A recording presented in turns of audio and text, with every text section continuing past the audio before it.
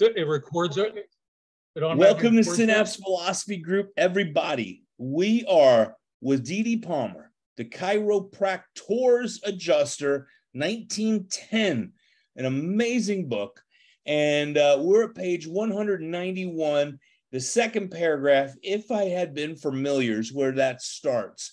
What we're doing is Dee puts quotes in of other chiropractors and other writers, and then he talks about it and corrects them. That's why it's a chiropractor's adjuster. It becomes very confusing, actually. So what we're trying to do is read mostly Dee, unless it's really important that we read back a little bit. We're going to make it clear that it's not Dee when that's happening, because people get confused.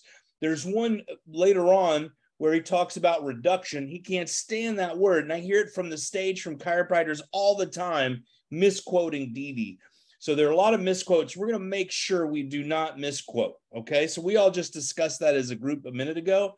And I can't see out of these glasses. I got to read like this. So my man Alan is going to do some reading, and maybe Barry might do a little bit later on. All right. You guys ready to rock and roll? Yes, sir. Since he highlights the sentence in that paragraph, Rob, you want me to read that that he's going to respond to? I think that sounds like a good idea. Yes. So this is not from Dee, but Dee's going to talk about it. This is from I'm not sure who's quoting here. I think he might be quoting Farver. And he's talking about the os, occipital, and first cervical vertebrae are so firmly connected by the ligaments that there is no instance of their being luxated from the external cause. And were the accident to happen, it would immediately prove fatal. So now I'm going to go to Dee's response to that. If I had been familiar with and had imbibed such teachings as above, chiropractic would not have become known until a duplicate of myself and my environments had been found. Concussion consists of a severe shaking or jarring of a part. Also, the morbid state resulting from such a jarring or shaking. Compression is the state of being compressed, squeezed, reduced to a less volume by pressure.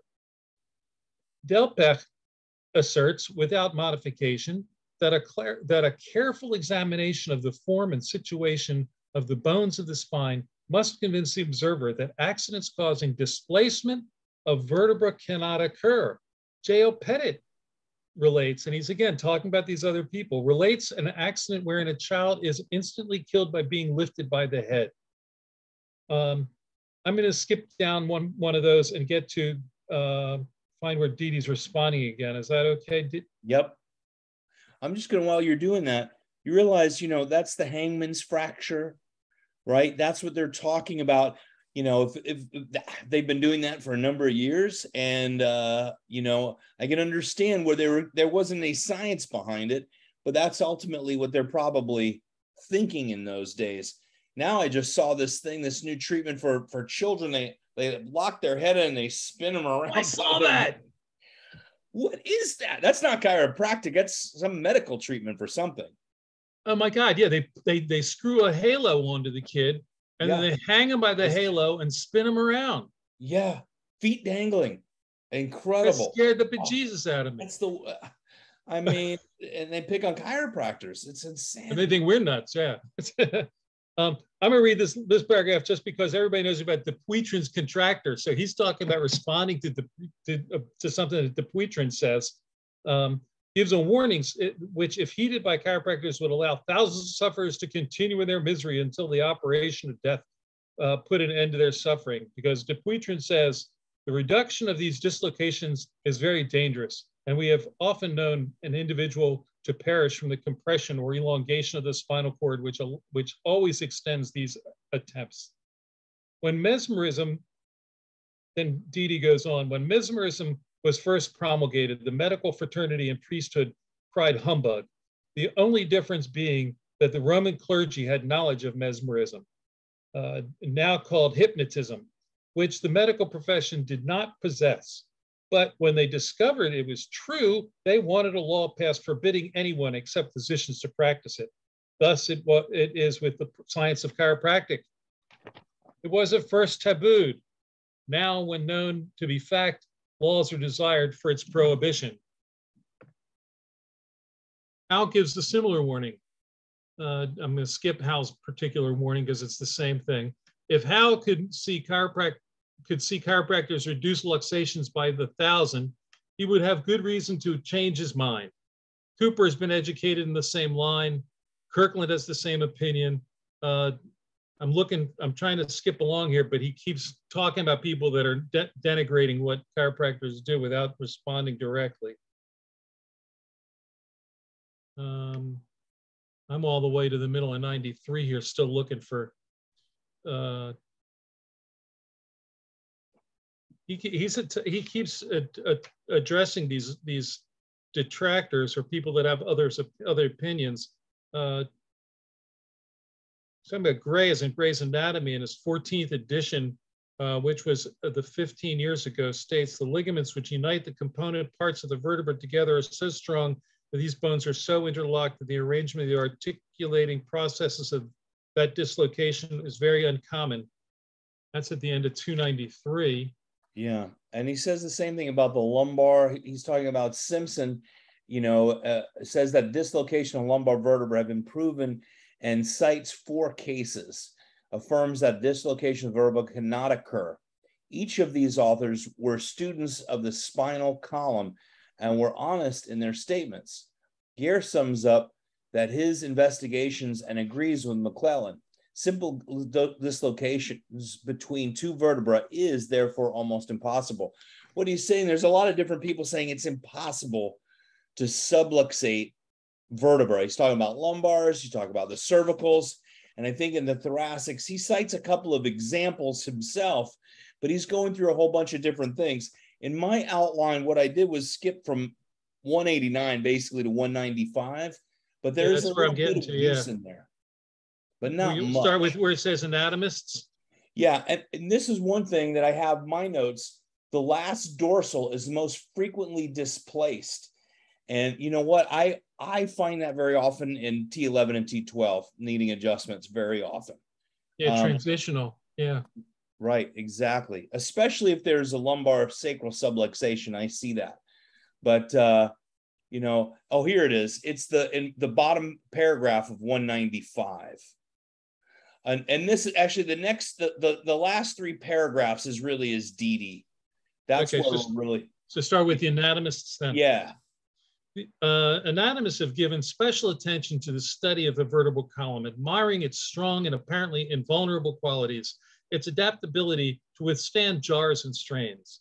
I have spent many years in searching for its weak points and in determining how to adjust those which have given way.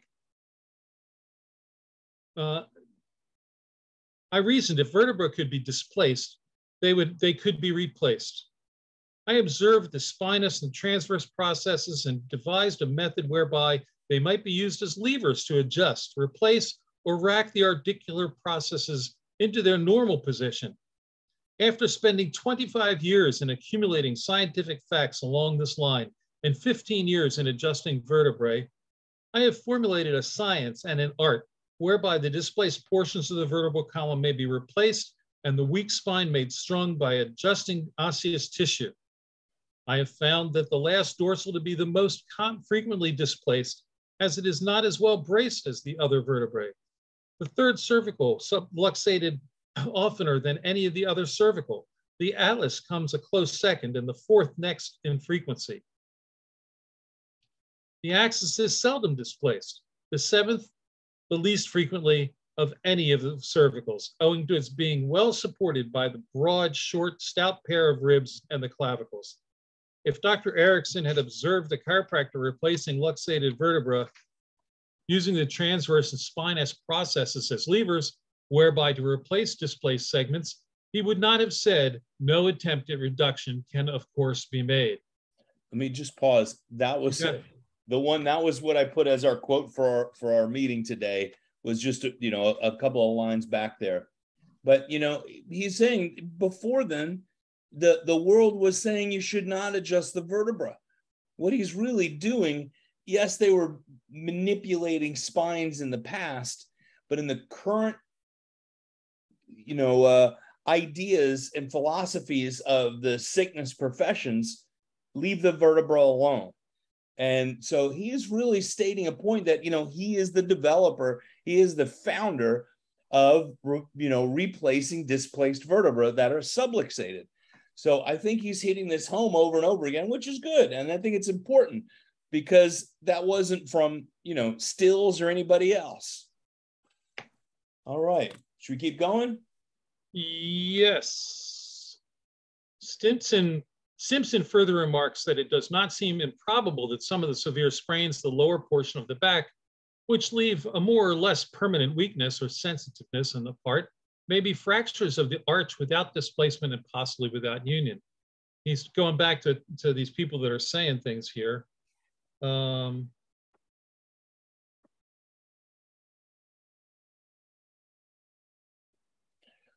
So, in 90. So I'm good.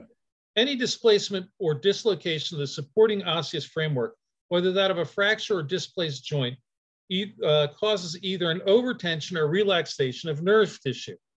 As I have said elsewhere, functions are dependent upon nerve vibration and vibration upon the amount of tension. Tension is the state of the condition of being stretched or strained to stiffness. Nerves and muscles have a normal tension known as tonicity. To lessen or increase the tension is to modify the vibration accordingly.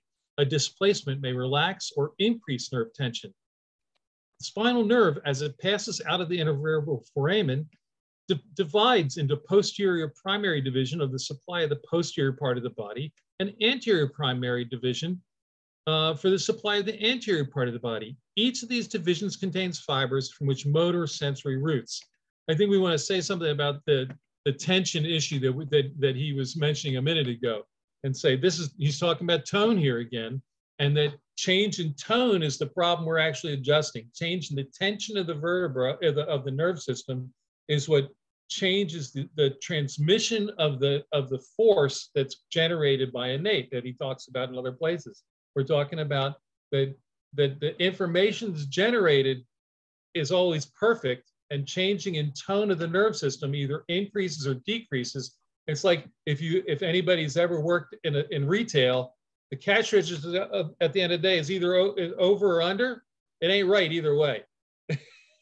There's a right amount that's supposed to be in there, and if it's over or under, somebody made a mistake somewhere, and it's changed the data. That is exactly, I was going to talk about that, because now modern science is actually agreeing with Didi going back into that tension model on tone, right? Because it's not the occlusion or the pressure on the nerve, it's the amount of tension on the nerve that changes that vibration, the tone, the outcome. So yeah, that's a really good point. And if you think about it as a vibration, which he's talking about here, and you think about a guitar string, you change the amount of vibration in that string, and it changes the tone that the string is generating. That's why that's what happens when you move your fingers up and down the fret. It changes the length, and it changes the tone that string generates. Yep, exactly. All right. You can see why we skip around, everybody, just a little bit. And I know it makes it a little bit confusing, but we're getting there. We're getting there, because there's a lot of meat in this book. We're on 197. We have 800 plus more pages to go, and we're going to do it at some point. So going from there, before dividing, each spinal nerve gives off a small recurrent or a meningeal branch, which innervates the meninges of spinal cord and brain. I just want to say here, think about the knowledge he has of dissected anatomy in 1895. Incredible. He's not some guy that's just jumping off the edge here. He's read tremendous amount about the science and done his own research into how the body works. And he's talking from personal knowledge and research that he's done. He's not just saying, I bang on these bones because I get results. He knows what he's talking about as far as the detailed anatomy here, because this is stuff that, this is not the common stuff that people talk about, the recurrent nerves here. Yeah, that's exactly. It may be for us on this call, but not to the general public. I'm looking up, what year was the microscope invented? Oh, that's 1590. So it's been around a little while. That's the 1600s. Yeah, the late 1590. But then, you know, modern science of how they're seeing the nerves. I mean, really, these are nearly microscopic. I mean, very difficult to see these things. Okay. Yeah, but we have to remember that, you know, he's talking about Gray was in its 15th edition. That's true. Yeah. So, and Gray's Anatomy was all about being a big dissection book, you know, one of the first. Oh, yeah. This recurrent nerve is joined by the communicating branch of the sympathetic. The anterior primary division of certain cervical, dorsal, and lumbar nerves give off nerve filaments to the sympathetic gangliated cords. These are the visceral branches of the spinal nerves. The spinal nerves are divided into the above 4 branches immediately upon their exit from the spinal foramina. Any displacement, more than normal movement of the supporting osseous framework, the vertebral column, causes a tension, a contraction of some one or more of these 4 branches of the spinal nerves. More than normal tonicity gives a greater vibration, impulses forwarded with too great force, too much functionating, which is disease. Now, that's where he's describing a subluxation, not as an occlusion, right? Or pressure on a nerve, no, but creating tension. So I'm marking this one right here. Yeah, I'm highlighting as I go here. And I highlighting on the fly. Crayon to write with. I got. All right, yeah. So that's a good description right there as well. Normal tone or tension is that state or condition of the body or any of its organs or parts in which the animal functions are performed with due vigor. Functions are but acts performed in response to the commands of impulses. Impulses receive their force from the transmitting medium. Force is determined by the amount of vibration as much as by the pitch and vigor of the tone of the strings of the musical instrument is determined by the rate of their vibration. The high pitch results from rapid and low tone from slow vibration. To pinch a nerve in the vertebral foramen or elsewhere would give similar result as the pinching of a string of the musical instrument, paralysis of its function by stopping its vibratory movement, its carrying capacity.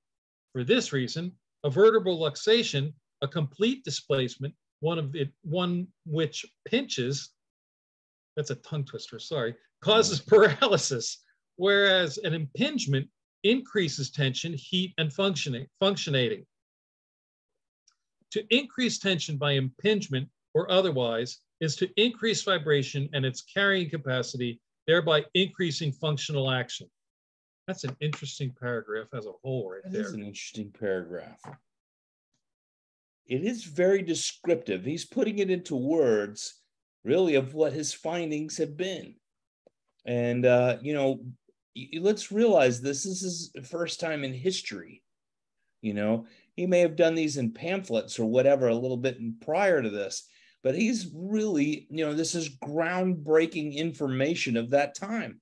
He's talking about, well, here he's talking about what the scientific causation as best described in his time period of how nerve dysfunction happens when there's a dysfunction in the vertebral column. Yeah. I mean, that's what this paragraph just did. Yeah, that's exactly right. It's great. Those other practitioners and doctors too that he was discussing earlier were talking about the lack of a possible luxation or subluxation. So they made the human spine seem like it was completely concrete. The only thing that would happen was a break or a fracture. Other than that, ain't nothing gonna move.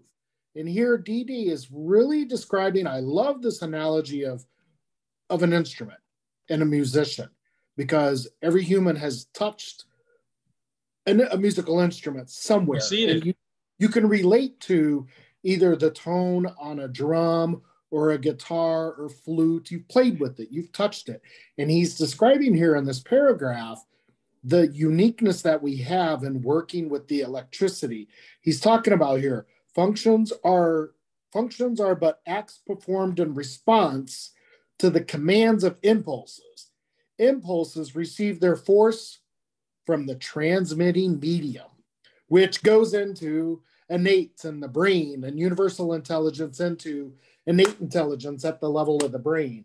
And he's really putting this electrical activity to what we're doing here, where these other practitioners were talking about it. It's hard, stagnant, stable stuff. It's not alive. The other thing that I see him doing is that he's recognizing the difference between working with a living patient and a dissected body. Because if you look at, we've all done dissection, we've all worked with corpses. They're stiff. They don't move. The bones are stuck. They don't move the same as they do in a human being. That there's flexibility in life. Thank God. It makes me wonder about some of these people that he's referring to, because I think they may be thinking about their dissected research versus living beings. Right. So true. So I happened to watch a video this weekend on Dr. Kell dissecting the baboon, because in our profession, we've also had challenges where people said where the brainstem ends. So of course, in anatomy books, like you're saying, Alan, is that whenever you study anatomy, it's usually based on studies off of dead people, cadavers, not alive. Well, the human body is different when it's alive compared to when it's dead. And Dr. Palmer was able to go to Dresden, Germany, right, to do the spot-told specimen, the wet specimen, to determine, okay, where is the exact location? What's going on with the brain, the brainstem, the spinal cord? Literally at the closest the instant of death that we can get, he was able to do that. Well, unfortunately, those records were destroyed because of World War II. And a person named Hitler, in particular in Germany, was destroying all the knowledge and written word that was there prior. And so those records were destroyed. So here he was in the 80s wanting to tell other physicians, practitioners, anatomists who were challenging him. They said, no, look at all these references. And he's like, no, it goes down into the rim of the atlas and axis. So they did a study of the baboon. And actually the surgeon who did the study said within 2 hours of death, the brainstem shrinks 60% within the first 2 hours. So it naturally scoops up and goes up inside the foramen magnum. So of course, if you're writing an anatomy book to somebody who's passed away 2 weeks ago, you're going to write where that bottom of that brainstem is, where compared to when they're alive, that's different. So you're absolutely spot on here. DJ is putting this in a live human body with the force that we work with, not with, a dead stagnant body that these other anatomists are talking about. Now, didn't he discuss, that was volume 18 too, he discussed a lot of that research, correct? BJ. Yes. BJ, yes. Yeah. And there's a lot of great stuff. I mean, thank you for sharing that. That's a lot of really interesting stuff. I didn't know about the baboon study. That was Dr. Kale, you said? Yes. Very cool. Yep. I'd never heard about that study. Yep. So there was a baboon. I believe it was in California. I have the videos of it. Can send it to you. But what they did was in a baboon and a mammal, they wanted to prove in today's science. Well, when he did it, this is 1980s now. He wanted to prove instantly after death, where was the brainstem? So they had surgeons did it. The baboon had just passed away. Of course, they put him in an ice bath. Big ordeal, big scientific study. And of course, they have videos and pictures of where the brainstem was, and it was down below the ring of the atlas into the axis. I mean, the entire world of medicine, what's supposed to be research and all those things, it takes chiropractors to show them the real facts. How do they not know about a subluxation by now? I mean, obviously they must. It's bizarre. Well, thanks for that. That's got a good, can you post those maybe to the Synapse Philosophy page? Mm-hmm. I don't know if you're on that page, but we have a page for the group. And so then everybody could see that. Got it. I'll do it. Cool. All right. Now, where do we want to pick up here? I've skipped in my notes to 199. Okay. But that's where my outline is from the last time I outlined this 15 years ago. To like where it says cervical dislocations. Right about there, yeah. Okay. So we're chiropractor's adjuster, page 199 now. And we're skipping some of the quotations from other people that Didi is refuting, and then going on with his discussion of those quotations. And here he says, cervical dislocations are far more common than medical men have supposed. Chiropractors have no use whatever for the three methods given by Walton. Neither do they need a machine for stretching the spine. Somebody should tell some chiropractors about that. Yeah. Didi figured that out. When was this? 1910. Didi knew it back then. Why are we stretching the spines now? What's wrong with this picture? I asked. What's wrong with this picture? I mean, I have chiropractors come to me, ask me, can you stretch me? I'm like, can I adjust you, dude? I mean, can you learn finally what an adjustment's about? In the next sentence, he really lays it out. You almost see like he'd want to put this all in bold and italics like BJ. I'm sorry. It just struck me so strong that I didn't resist a minor rant. I'm sorry. I pressed my image there. Give me a second. This next sentence is like Didi's rant, actually. Wait.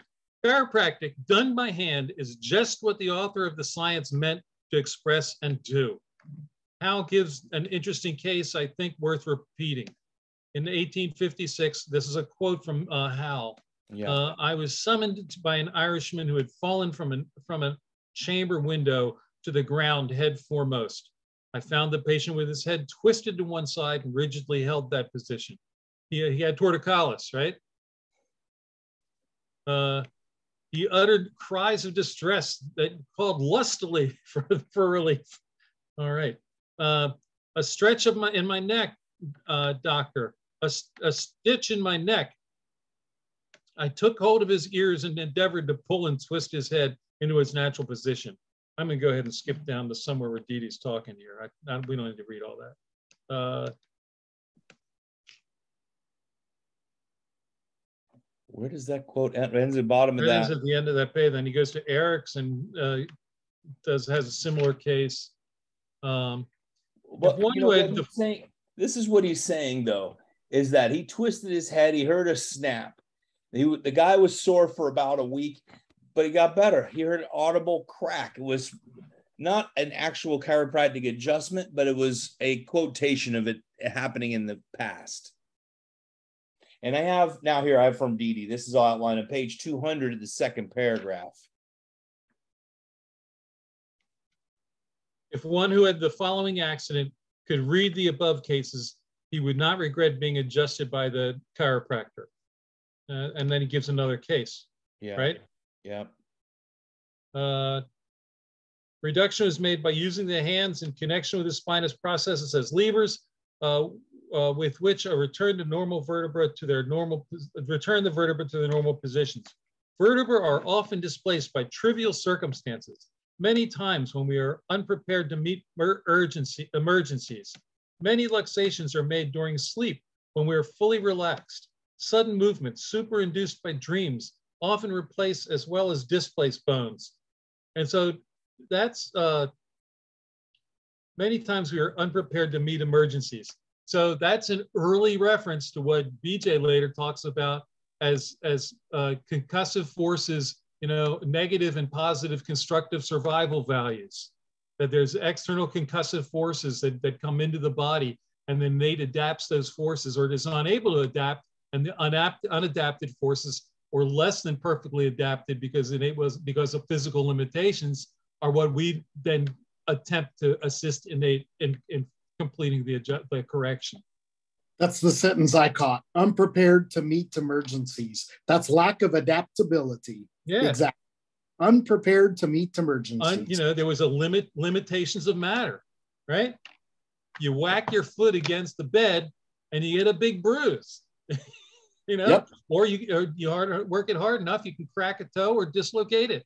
It's inability to completely adapt to the forces that came into the body. And the body does what it can to repair the situation. You know, this next paragraph is we're New York Journal. Well, yep, because this is about MUA, manipulation under anesthesia. Okay. Back then they whacked you in the head with a hammer, right? Well, they use chloroform then. This is chloroform. Okay. Oh, worse. You know, and a little too much in your. What they do is put a bed sheet under the arms, hold his feet, knock him out with chloroform, and pull. Is basically what they're talking about. You know, the MD uses traction. And this is not chiropractic, is what he's going on to say in that next paragraph. And well, neither is MUA, but that's exactly. You know, it's sneaking in all over the place. I haven't heard much about it in Florida lately, but I was just in South Carolina, and they're trying to push it through. I think you're able to do it in some states. I don't even know. In the 80s and 90s, it was very big. So when I was graduating. Yeah, when I was graduating, it was very big back then, and some people that I thought were, you know, before I heard them talking about this stuff, were as pretty straight chiropractors were talking about doing MUA, and I'm like, you can't that's right, you can manipulate under anesthesia, but there's no such thing as an adjustment under anesthesia because innate ain't working. Right, he's been shut down. When I was graduated from Logan College of Chiropractic. In 1997, they were doing MUA, manipulation under anesthesia. And I know in Illinois, as a practice, it was popular. I know up until 2004 or 5, because there were a couple of spasmodic torticollis patients that chose to do that in Illinois. So, yeah, it was around in the late 90s and early 2000s. Big in California for a while, yeah.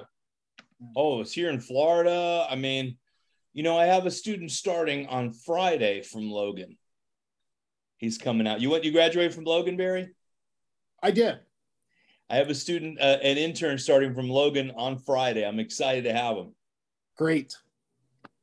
Hopefully they are a diamond in the rough. If they're with you, they're already a diamond in the rough.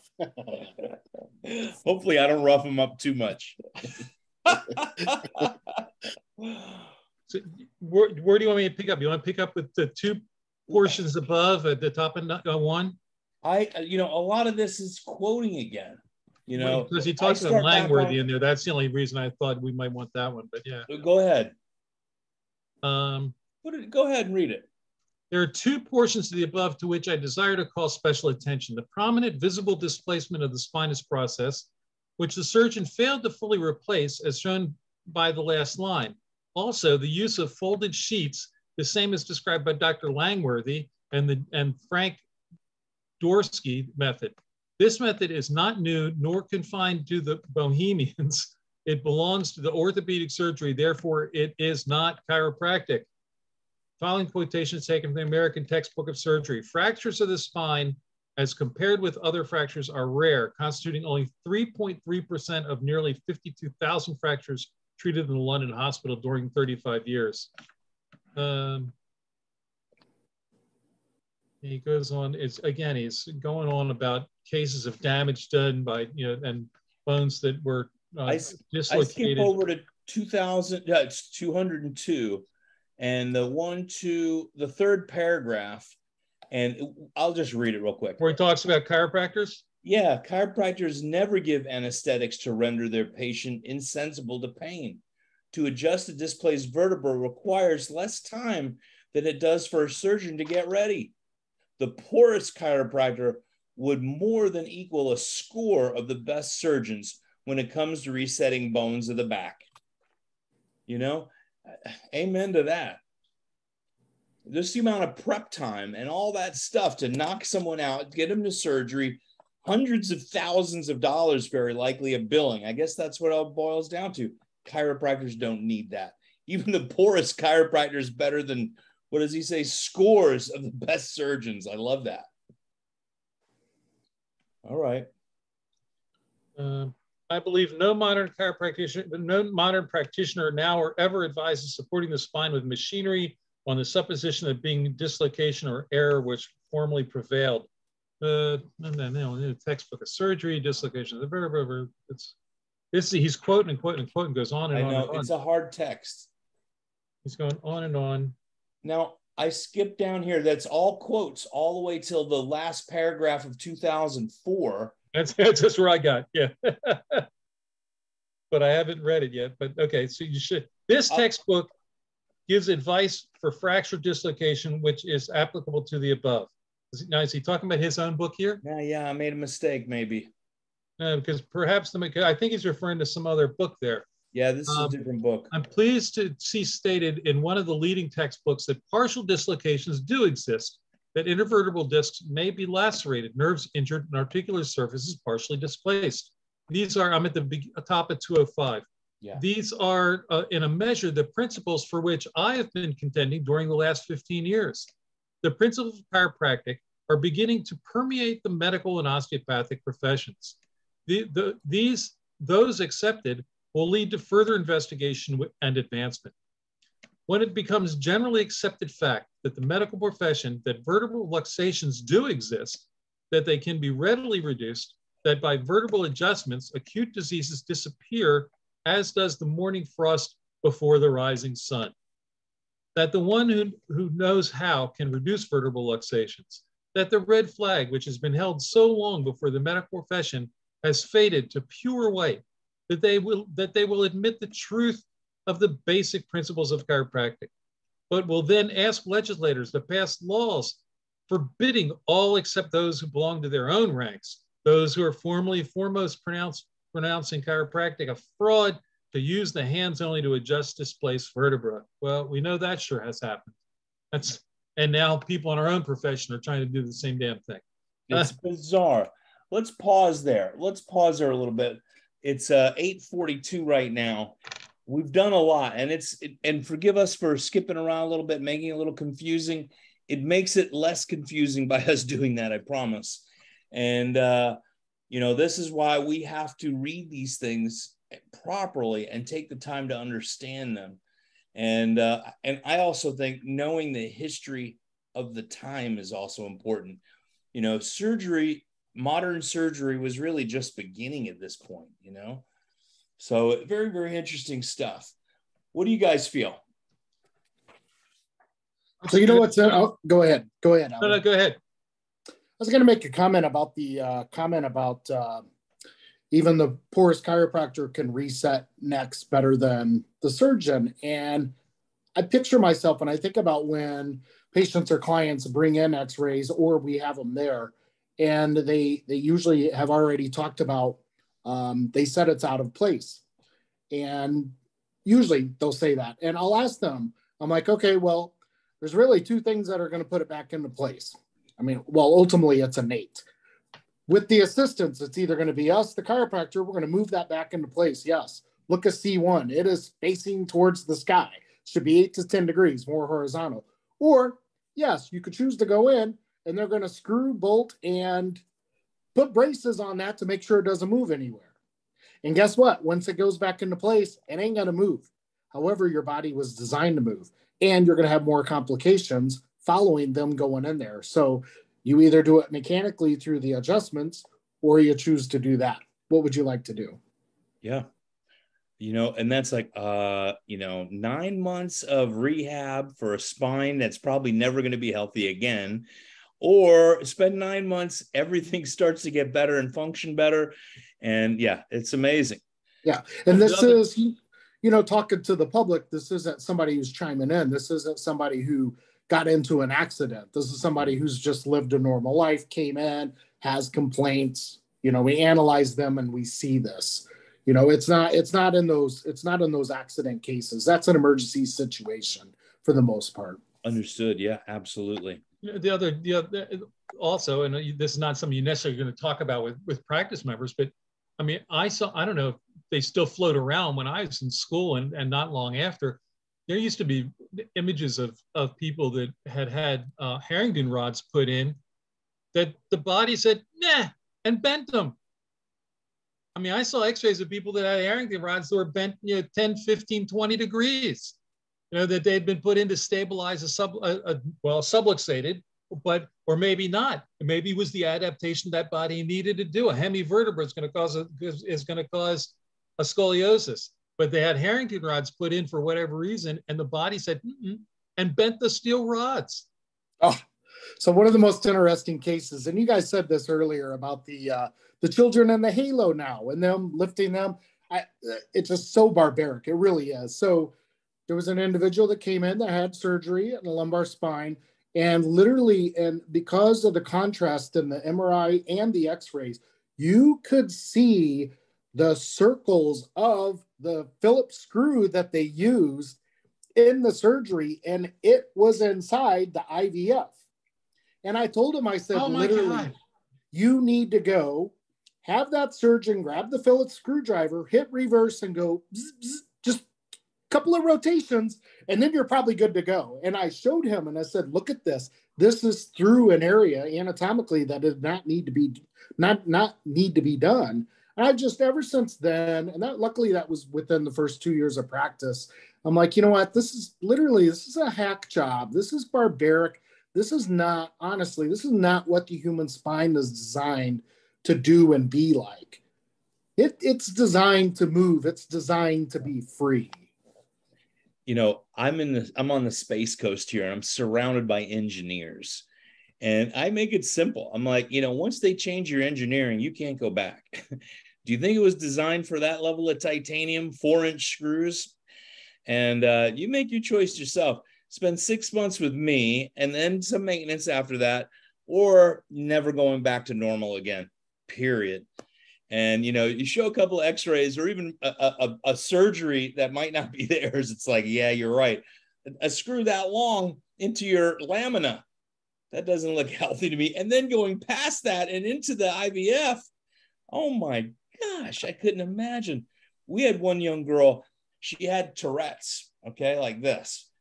And they fused her because she had a slight curve.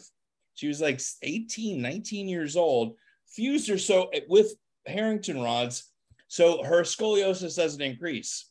So by this time, only thing she could move is C1, C2, because with her Tourette's, and the poor girl was in a titanium prison, And, you know, I do some meningeal work, and, you know, that's what kind of innate adjusting is, structural with the meningeal. And we got waves through her spine with the Harrington rods. They didn't break, but the whole system just flexed and moved. It was just absolutely amazing. She went from Tourette's to she went to migraines. I don't know which is better. And then the migraines went away, and then she had very short seizures, just like for a moment she'd space out and then come back.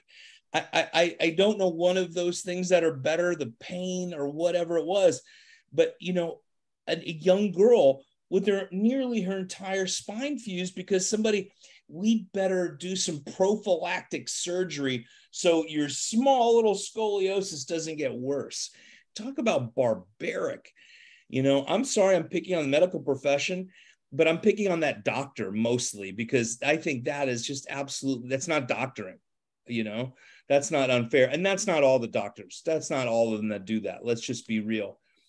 And we have to remember, as you just said, that it's not our job to determine if the Tourette's, the headache, or the seizures are better or worse. Yeah, right. They, you know, and she has limitations of matter because of what's been done to her, with that, whatever else might be going on there, that may or may not limit her ability to fully heal.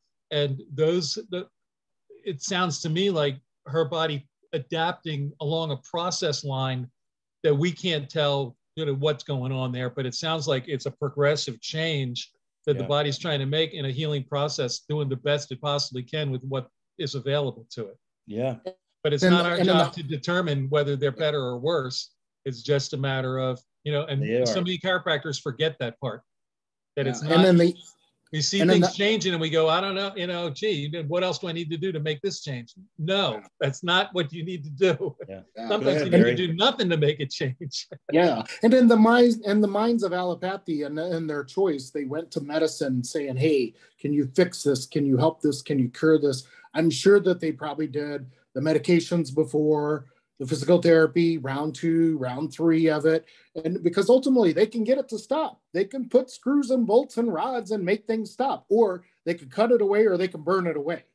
And what Dr. Haig was doing was, when he talked about those waves, and DJ talked about this earlier, those are the vibrations of the impulse. Those are the vibrations of the flow of the transmission of those innate forces going throughout her spine after him and innate made that adjustment on her, regardless if she had still rods on. He still opened that up. Those are those waves that were witnessed, those vibrations. Yeah, that's stuff that Donnie Epstein works with. And, well, not as so demonstratively anymore. I think they've moved towards other things. But years ago, I was at a seminar where Dr. Donnie Epstein was adjusting and demonstrating what he does. It wasn't his seminar, but he was speaking at another group. And it was towards the end of the day and everybody was tired, but he was still adjusting and we were all gathered around. And I was lucky enough to be close to the table. As he says, this is the last thing I'm going to do today because some of you are going to be a little when I do this. And he said, and he asked a couple of us, I was lucky enough to be one of them. He said, I want you to just lay your hand on the sacrum here. And he touched something, and I'm not sure what it was, but there's a wave went through the body, and then there was a wave went through the bone of the sacrum. And yes, I freaked out. Because it's a solid bone. It's not and rigid. That bone waved under my hand. I felt it. And I'm like, and I was talking to somebody the next day at the airport that I knew did the network work and said, how does that happen? I don't understand. And what he said to me was, have you ever seen videos of like an earthquake in San Francisco? I went, yeah. He says, have you ever seen the concrete wave? I went, yeah. He says, why shouldn't a bone? A bone's alive. Concrete's dead. It's only rigid when it's dead. Bones are not rigid. But it was so incomprehensible in that moment. But to understand that opened my brain in a whole new way to what happens when I touch people. So we're almost at the end, and I've got to give a couple of shameless plugs because we had a lovely discussion tonight, and I'm so happy about it. We went a lot of places, and that was all we did. Saturday, December 3rd, we're going to have innate adjusting in Kansas City. So put that in your calendar. That's December 3rd, Kansas City, and South Carolina in Spartanburg, January 21st, 2023. So everybody out there, you can register, and we're all going to have a blast together. So I just got 2 new dates for the end of the beginning of the year. I'm excited about those. I can't wait to go to Kansas City. I really can't. I'm excited. I love the weather's good for you in the winter. City. Pardon me? Hope the weather's good out there in the winter for you. I want cold. Plains. I like being cold. I live in Florida. It's like a break for me to get cold a little bit. I'm going to go hang out with Barry up there in Michigan. Hey, we had a great discussion tonight. It's nice getting back into DD. We're actually just relearning how to read DD. It's not easy, everybody. And, that's why we're all doing it together, because it's harder to do it by yourself. I'll be straight up and honest, we could spend our entire lives dissecting these things. So we'll be back same time, same channel, same, Zoom code. 33 1895 1895. It's hard to forget that one. All right. Anybody have any last remarks, comments, or? I love and appreciate you. Appreciate you. Good night, it's everybody. All good. I think it's matter and energy. Stay active. Be energy in action. There we go. Thank you so much. Good night, everyone. Thank you guys. See you soon.